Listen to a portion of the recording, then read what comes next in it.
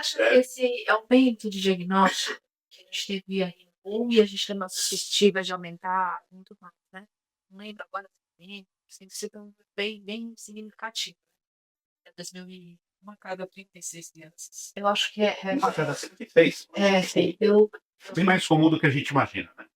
eu não me recordo, mas eu sei que a perspectiva de 2040 é muito alta, então a população tem que estar preparada para isso. Então, quando a gente fala do aumento do TES e o aumento de depressão, de ansiedade, a gente pode, digo, os médicos, a sociedade está confundindo um pouco essas crises de ansiedade, esse tipo, tá medicalizando para isso, quando na realidade é um TEA. Sim, Você acha que isso claro. pode estar acontecendo? A principal ida ao psiquiatra ideia é quando a ansiedade está incontrolável, que aí já virou um pânico. E aí já não consegue mais se regular, né? Então, a principal queixa, né, a procura do psiquiatra ou por ansiedade, depressão também. E principalmente o nível de suporte, né, é quando existe ali a adolescência, né? A adolescência é um marco muito importante para o TEA, né?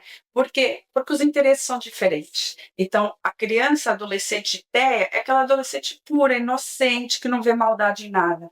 E o adolescente, com 13, 14 anos, ele quer o quê? Ele quer namorar, ele quer fumar, ele quer usar droga, ele tem outros interesses, né? Por isso que a criança TEA muitas vezes se identifica muito mais com os adultos que têm um interesse, por exemplo, numa geografia, numa matemática, né? Cada um vai ter um interesse maior, do que propriamente com o da sua idade, né?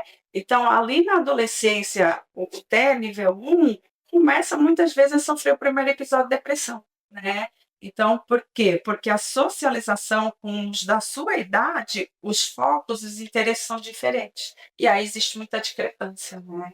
Então tem que ter um alerta entre os médicos. Chegar lá, olhar para o paciente, tô deprimido, isso aqui, para, investiga, analisa e vê se é uma depressão, vê se é uma ansiedade, vê se pode ser um TEA ou outra psicopatologia quaisquer, né? Eu tenho um caso muito interessante de um paciente que chegou para mim muito deprimido, mas muito deprimido, porque ele tinha enganado a namorada. Ele tinha falado alguma coisa que.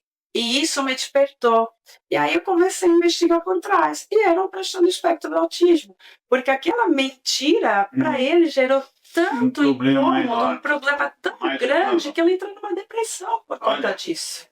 Então eu comecei a ver, peraí, mas por que aquela mentira que não tinha nem, né, com a namorada gerou tudo isso, né? Então, é o olhar atento, escutar o paciente, né? Isso respeitando a classe médica, né? Mas isso a gente não está muito acostumado. A gente está acostumado a chegar lá no consultório e os médicos já falarem, olha, depressão, toma esse aqui, toma aquilo ali. E não olhar o paciente de forma sistêmica, como você olha, né? Você falou que é ortopedista. Então, ter esse alerta, né, João? Acho que isso é muito importante. Porque a gente aumenta a estatística de depressão, mas e aí? Será que é depressão mesmo?